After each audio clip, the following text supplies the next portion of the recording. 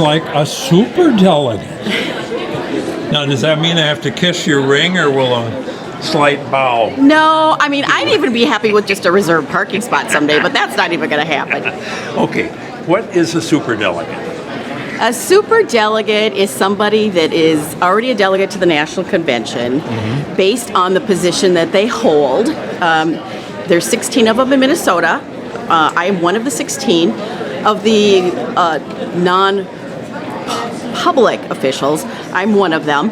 That would be me, Ken Martin, who's the chair of the party, 4 DNC members, and then R.T. Ryback, who's the vice chair of the National Party. So, when did this start? I believe it's 1982.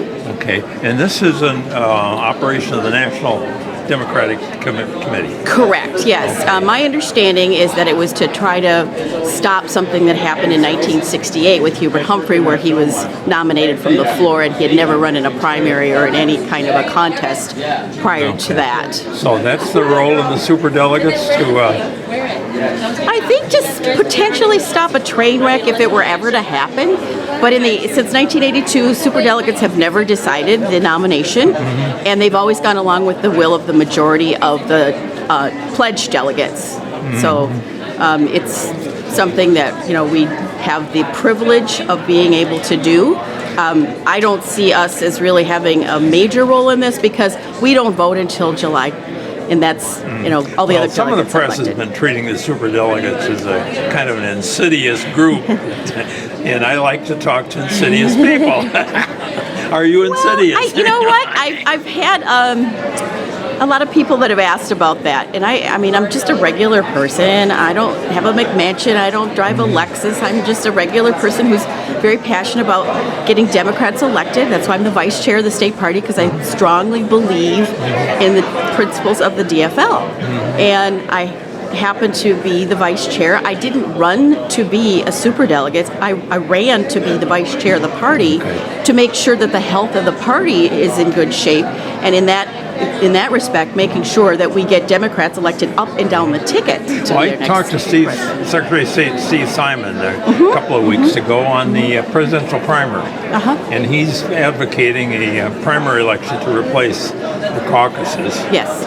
And that would not have any effect on superdelegates, would it? No, it would not, because they're outside the state. Basically, when you look at the DNC, it's like belonging to a private club. It's not a public anything. The Democratic Party is a party. It's not like a general election vote. It's the Democrats pick who they want, the Republicans pick who they want. So it's not the same as a general election, but I do support having a presidential primary because... You think the presidential primary is a good idea? Yes, I do, because it will include more people. The people that can't be available, that very short period of time, it disenfranchises a lot of people. It represents additional cost to the cities or municipalities because they have to staff another election.